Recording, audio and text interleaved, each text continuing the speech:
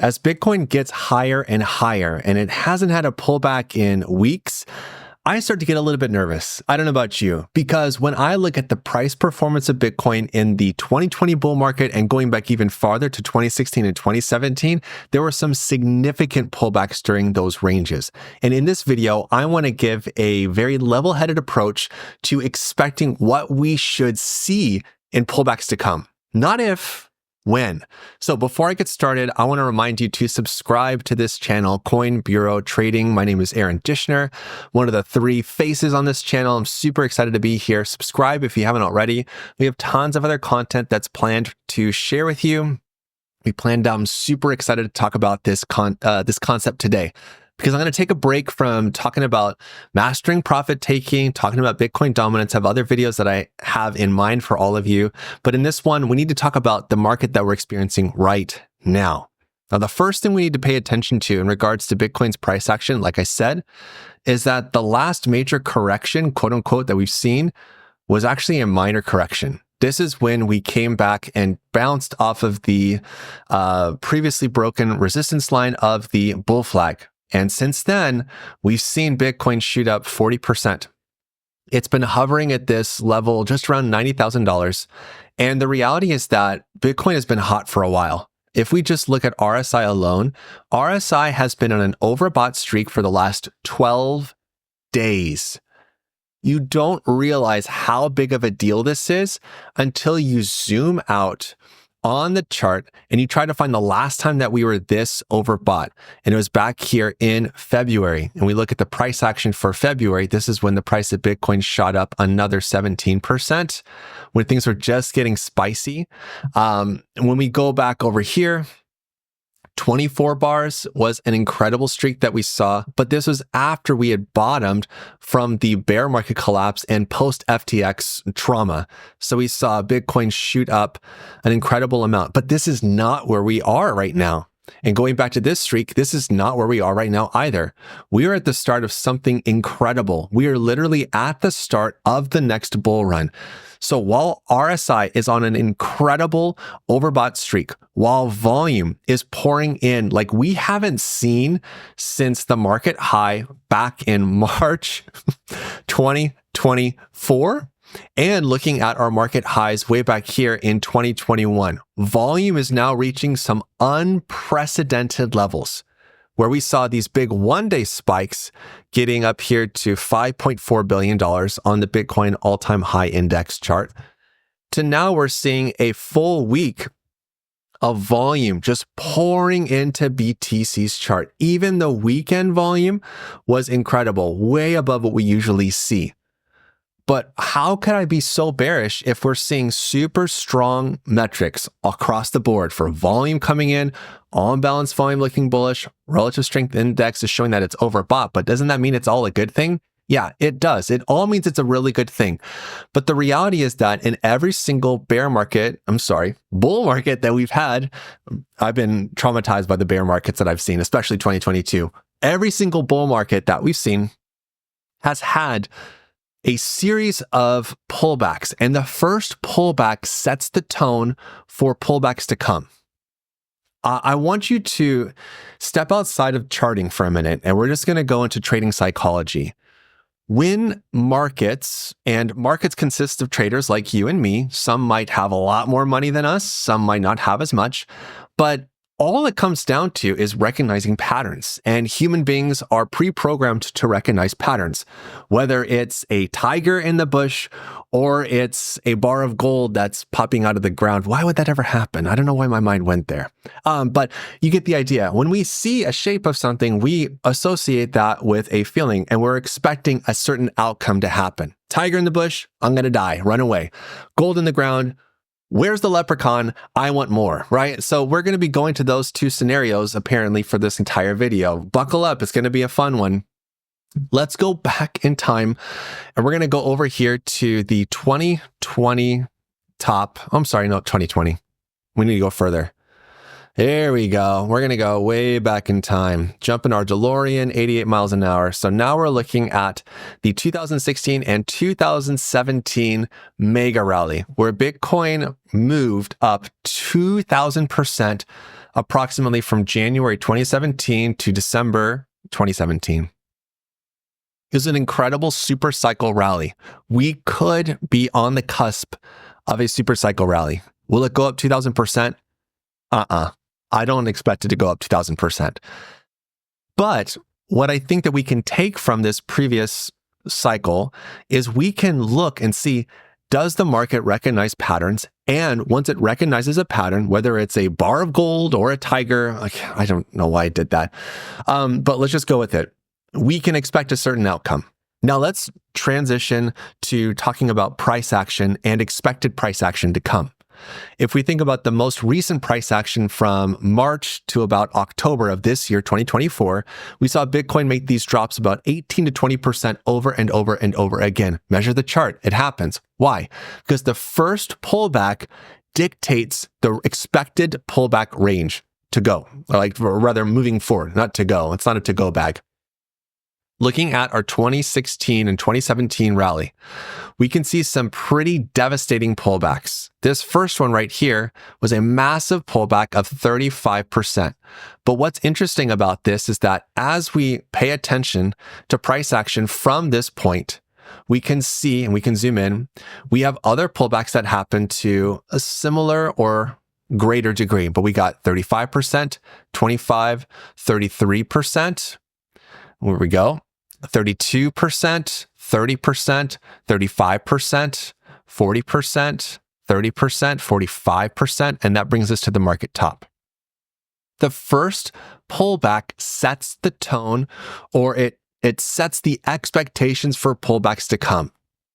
So if this first major pullback of 35% is setting the threshold of our expectations for pullbacks, then when we see the price of Bitcoin top out here, well, we can expect it to pull back, 35% or so. Here we go. We got 30%, 32%, 35%, 40%, a bit more, 30%, but it's around that range. You get what I'm talking about? The first pullback determines and sets the tone for pullbacks to come. Okay. Now, does this actually work out? Does this pan out when we look at the 2020 bull market? I'm so glad you didn't ask that, and I'm going to show it to you anyway. When we look at this market, we can see that there is an initial first pullback right here in November 2020. And this first pullback is approximately 17%. We'll round down. Now, what happens after that is we get our 17% pullback, and let's keep going. We get 28%. That's a major one. Okay. Oh, and I didn't even catch this one. 20%. I'm going to put that one right in there. Let's keep going. So we got 28%, 28%, 26%, 18%, 27%, and then that's that. That's April. So while the first pullback, it was actually much bigger than that. Our big pullback right here, 28%. This one really sets the tone. The 2017 bull market saw 35% drawbacks or drawdowns. This one we saw 17 to 28% drawdowns or pullbacks. And a pullback is basically one of these big moves, and the market is going up higher and higher. Market's euphoric, and then all of a sudden we get a big move down. Okay, that's what I'm talking about. So let's go to the current day. Get where I'm going with this now? We have yet to experience a major pullback, but I do believe that they will happen in this bull cycle. It doesn't matter if it's a super cycle. It doesn't matter if it's a repeat of what we saw in 2020. It doesn't matter. We're going to get a pullback. Now, I'm highly skeptical of us seeing a 2017 level pullback of 40%. Because a 40% pullback a la 2017 would put Bitcoin down at around 56K. This would break every bit of bullish structure that's in play. Now, if there were some sort of bearish catalyst, if there was some sort of black swan event that happened, it could be a logical target for Bitcoin to fall down 40%. Although it would probably fall down a lot more. If anything, the price of Bitcoin would most likely fall down here to 49K. It would be a brutal 1 or 2 day drop. But the problem with black swan events is that we can't accurately predict when they're going to happen or how the market will react. And so far, Bitcoin has only experienced one black swan event, and that was COVID. That was the COVID crash, March 2020. I don't expect us to have another one, God forbid. But my point being that I don't expect Bitcoin to have a massive pullback like we saw in 2017. Why? Well, when we looked at the 2020 market, you should have noticed that we didn't see any big 40% pullbacks. 38 was the biggest one we had, so slightly less. But the median range of a pullback was really around like 30 or like 25% or so. I want you to think about that. So we decreased our maximum pain for these pullbacks from 40% to about 25%. Why did it decrease? Well, if we think about the longevity of Bitcoin and we go back to what I was showing you before in regards to volume, there's way more volume now coming into Bitcoin on, the last week than we've seen in a long time. Even just going to the weekly time frame and looking at last week's volume, it actually dwarfs what we saw in the market high over here, January 2021, or right over here in May. This is when we saw Bitcoin crash. It actually dwarfs what we saw here when the market was crazy euphoric in March 2024. So the reason why I don't expect us to see massive pullbacks like we saw in 2017 is because right now our volume is 2,000% greater. And if we have more volume, that means that there's clearly more demand in the asset of BTC, which is why I'm not expecting the price of Bitcoin to have this massive 40% drawback or pull down. I did it again. Pullback or drawdown. Now, the 2020 market, I said it was doing about 25% median dump. So a 25% pullback, it would be a brutal pullback, as those pullbacks were.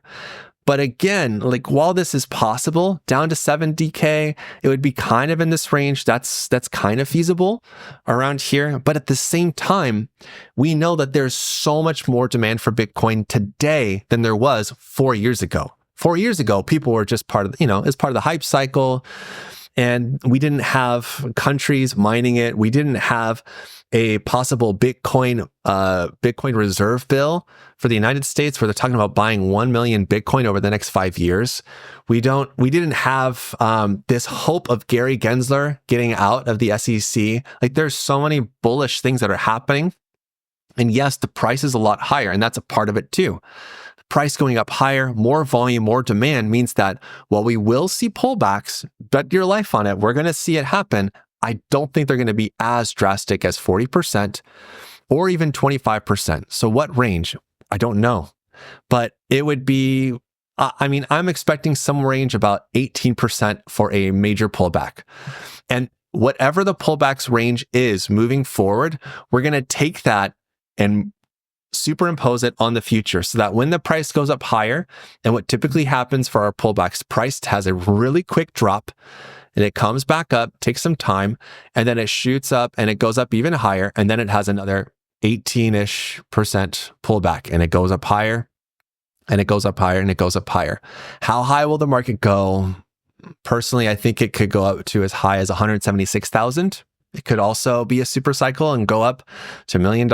I don't know, but I think it's more likely to go up to 176K in my opinion. So the other reason why a pullback of 18% could be in the cards is because Bitcoin's CME gap is at approximately 77K. So we'll just say 78K just to round it up. So going back over here, if we have an 18% pullback, that is well below where our CME gap is. Now, to refresh your memory, if you don't know, a CME gap, CME for one is the Chicago Mercantile Exchange. It's a US-based futures or derivatives exchange that has a Bitcoin perpetual futures chart. We've seen many gaps on the BTC CME or the Bitcoin futures chart, like this gap right here that got filled, this gap here that got filled, this gap here that got filled. Some gaps take a long time to get filled. Some gaps are filled the exact next day. We don't know. But one thing is for sure, that these gaps will get filled because nature hates a vacuum. Now, with this target of 77,930 for the current price of Bitcoin as it is right now, that's just a drop of 14% according to this chart. But 77,930, if we go over here on this chart, 77,930. So we're looking at about 14% drop from our current price. But it's important for these pullbacks that we measure from the topmost impulse.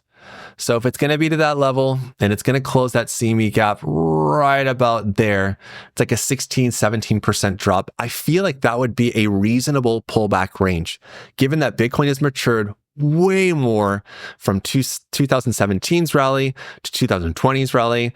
There's way more volume, way more interest, way more bullish catalysts, but that does not mean that Bitcoin is bulletproof. We're going to have pullbacks. I am so curious to know what all of you think about this as well. But before you leave a comment and like the video, if you haven't already, you know what to do. Slap yourself and slap the like button. Leave a comment because I'm really curious to hear what you think is a reasonable target for a pullback. Subscribe to the channel. And until the next time, you know what to do. Stay awesome and stay in the green. Peace.